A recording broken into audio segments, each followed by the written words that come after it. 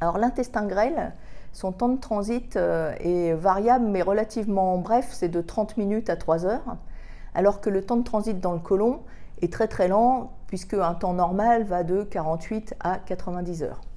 Au niveau de l'intestin grêle, en période digestive, il y a une activité contractile continue et régulière, c'est-à-dire que le bol alimentaire avance par saccades.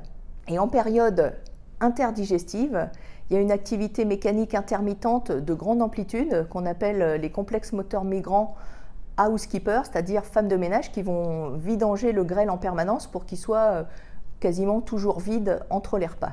Cette motricité, elle est contrôlée par une hormone qui s'appelle la motiline. Et il faut savoir qu'on a un médicament qui est un antibiotique qui s'appelle l'érythromycine qui peut stimuler les récepteurs à la motiline. Et donc c'est un médicament qu'on utilise parfois pour favoriser la vidange du grêle, mais également ça fonctionne aussi sur l'estomac. Donc vous voyez ici comment ça se passe la motricité du grêle. En fait vous avez à la fois des fibres longitudinales et des fibres circulaires au niveau du grêle. Les fibres circulaires, elles se contractent et elles vont pousser le bolus devant elles. Et quand les fibres longitudinales qui sont devant se contractent, elles se raccourcissent. Et du coup, ça entraîne un raccourcissement du segment qui est juste devant la selle. Et en contractant derrière, finalement, petit à petit, c'est ce qui va permettre la progression du bolus. Il y a un frein digestif au niveau de l'intestin grêle, c'est-à-dire que quand les nutriments arrivent au niveau de l'iléon, la dernière portion de l'intestin grêle, cela va entraîner un rétrocontrôle négatif de la motricité des segments du dessus. C'est-à-dire que la motricité gastrique et du grêle proximal va être ralentie dès l'instant qu'il y a des nutriments qui arrivent dans l'iléon. Ce ralentissement de motricité permet d'augmenter le temps de contact entre les nutriments et la muqueuse de l'intestin grêle. Un rôle essentiel dans le côlon est de déshydrater les selles, parce que sinon on aurait un volume de sel beaucoup trop important avec une alimentation normale. Donc le but c'est vraiment d'assécher les selles et finalement on va être capable de manger entre 1 et 2 litres par jour de nourriture et avoir seulement 200 grammes de sel. Donc dans le côlon, il y a un brassage qui est assuré par l'alternance de contractions segmentaires de faible amplitude avec des mouvements péristaltiques qui font avancer. Des mouvements aussi antipéristaltiques, c'est-à-dire qui vont dans le mauvais sens, qui aident à faire stagner les selles pour qu'elles passent plus de temps dans le côlon pour être déshydratées. C'est pour ça que dans le côlon droit, là au niveau du cécum, la dernière portion du côlon, il y a une stagnation des selles et quand vous faites une radio ou un scanner abdominal, vous trouvez toujours plein de selles dans le côlon droit. Le transit, lui, est assuré par des grandes contractions qu'on appelle des grandes contractions de masse de grande amplitude qui vont propulser les selles de la droite vers le côlon gauche 2 à 3 fois par jour. En général, ces contractions de masse surviennent avant le réveil et en postprandial précoce à cause du réflexe gastrocolique qui va stimuler la contraction colique dès qu'on remplit l'estomac.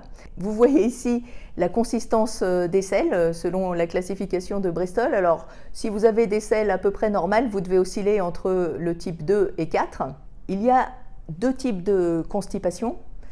Dans les constipations fonctionnelles, c'est-à-dire une constipation qui n'est pas due à un obstacle sur le côlon comme un cancer du côlon. Dans ces constipations fonctionnelles, on peut avoir des constipations de progression, c'est-à-dire que l'ensemble du cadre colique est ralenti, et ce sont des gens qui ne ressentent pas beaucoup de besoin de sel. Et puis des constipations terminales, l'ensemble des selles progresse normalement, mais au niveau du rectum, ça ne descend pas. Vous allez voir ici comment se passe la défécation. En fait, en temps normal, là c'est un rectum de profil, vous avez le sacrum en arrière et le pubis en avant.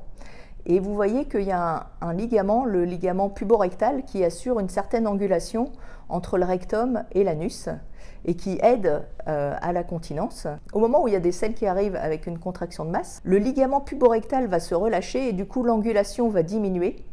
Et en même temps, on va relâcher le sphincter anal et on va pousser en contractant l'abdomen, ce qui va aider à évacuer les selles. Si les selles sont très dures, on va avoir une difficulté d'évacuation qu'on appelle la dyschésie.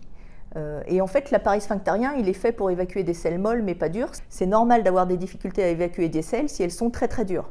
Donc il va falloir ramollir les selles en prenant des médicaments laxatifs qui hydratent les selles comme les PEG, Macrogol, Forlax, Movicol.